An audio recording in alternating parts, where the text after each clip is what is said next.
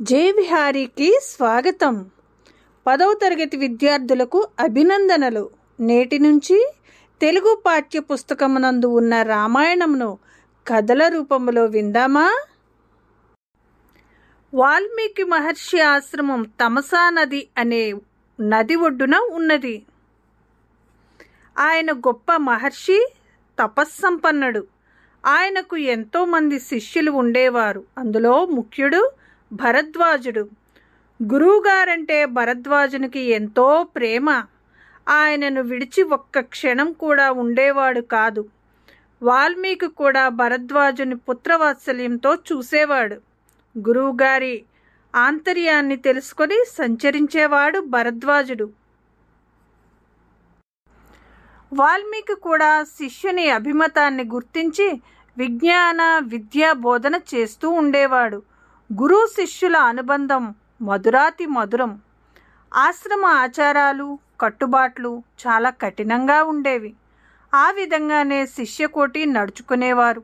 సూర్యోదయానికి ముందే నిద్రలేవడం, కాలకృత్యాలు తీర్చుకొని కొంతసేపు తపోనిష్టలో గడిపి తరువాత వేదాంత పాఠం, తరువాత దొరికిన కందమూలాలు తిని ఆకలి తీర్చుకోవడం, మరలా శాస్త్రాధ్యయనం, ఆశ్రమ పరిశుభ్రతలో సాయం, సంధ్యావిధి, రాత్రులయందు దర్శన పఠనం ఇవన్నీ ఆశ్రమాలలో జరిగే నిత్య కృత్యాలు. ప్రతి నిత్యము ఈ పఠనా విధానంలో ఏ లోపము వచ్చేది కాదు. ఎలాంటి విఘ్నాలు కలిగేవి కావు. ఇది వారి దినచర్య. ఒకరోజు వాల్మీకి భరద్వాజుని వెంట తీసుకుని అడవి యందు నడిచి వెళుతున్నాడు. కొంత దూరంలో ఒక చెట్టు పైన క్రౌంచ పక్షుల జంట ప్రేమగా సరసాలాడుకొనుచున్నాయి. ఆ పక్షుల జంట అన్యోన్య దాంపత్యం, మాలిన్యం లేని ప్రేమ, జంట విడివని ఆరాధన చూడముచ్చటగా ఉన్నాయి. అవి ఆనందంతో మధురంగా పాట పాడుకుంటున్నవి. ఎంతో ప్రేమతో ఉన్న ఆ జంటను చూస్తూ ముగ్ధుడై వాటినే చూస్తూ నిలబడిపోయాడు భరద్వాజుడు. ఆ సమయంలో ఒక కిరాతుడు అటు వచ్చి ఆ జంట పక్షుల్లో ఒక దానిని గురిచూసి బాణం వదిలాడు. మగపక్షి బాణం దెబ్బకు గిలగిలా తన్నుకొని ప్రాణాలు విడిచింది. ఆడపక్షి విలవిలలాడింది. కన్నీరు మున్నీరుగా ఏడ్చింది. ఆ శోకానికి అంతో లేదు. ఆ దృశ్యాన్ని చూసిన వాల్మీకి మహర్షి హృదయం ద్రవించింది, కంట నీరు స్రవించింది. విషాదంతో నోట మాట కవితే ఒక శ్లోకం ఆవిర్భవించింది.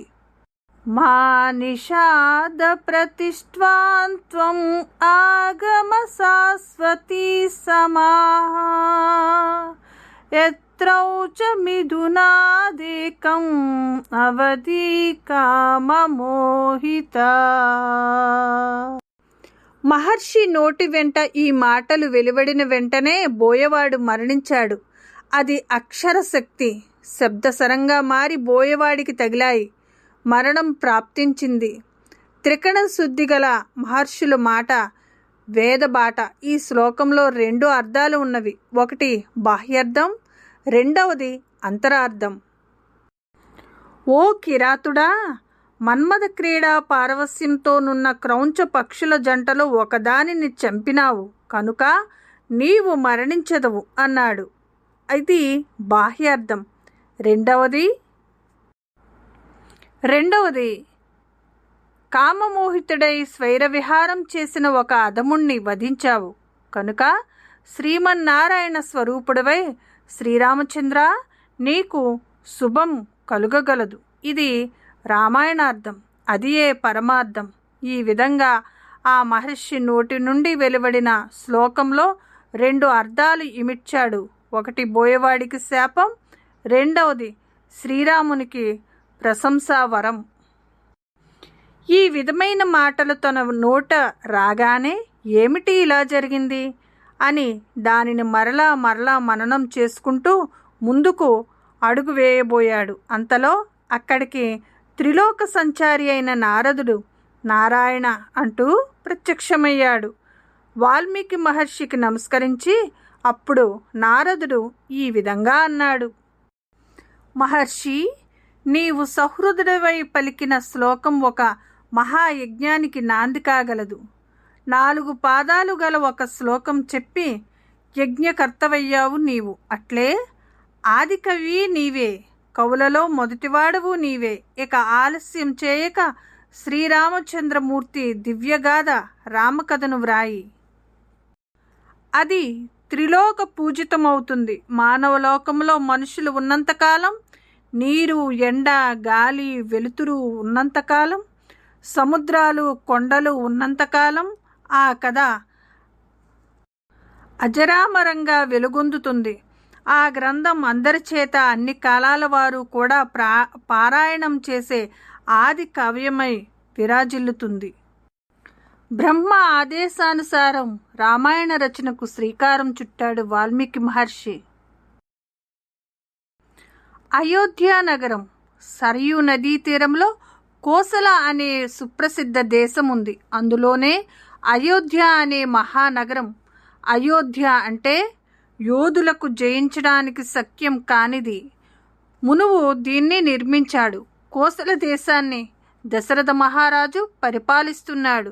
అతడు సూర్యవంశం వాడు, మహావీరుడు, దేవతల పక్షాన రాక్షసులతో ఎన్నో మార్లు యుద్ధం చేసినవాడు, ధర్మపరాయణుడు, ప్రజలను కన్న బిడ్డలలా చూసుకునేవాడు. వశిష్ఠ, వాయుదేవులు అతని ప్రధాన పురోహితులు. సుమంత్రుడు మొదలగుగా గల 8 మంది మంత్రులు ఇతని పాలనలో కోసల దేశం భోగభాగ్యాలతో విలసిల్లింది. ప్రజలు ధర్మవర్తనులై సుఖ సంతోషాలతో ఉన్నారు. యథా రాజా తదా ప్రజ. రాజు ఎలా ఉంటే ప్రజలు అలాగే ఉంటారు. ఎన్ని ఉన్నా సంతానం లేదన్న చింత దశరథుణ్ణి కృంగదీసింది. సంతాన ప్రాప్తి కోసం అశ్వమేధ యాగం చేయాలన్న ఆలోచన కలిగింది. వెంటనే పురోహితులు గురువులతో సమావేశమయ్యాడు. మనసులోని మాట చెప్పాడు. వారు తదాస్తు అన్నారు. సరయూ నదికి ఉత్తర తీరంలో యజ్ఞవేదిక సిద్ధమైంది.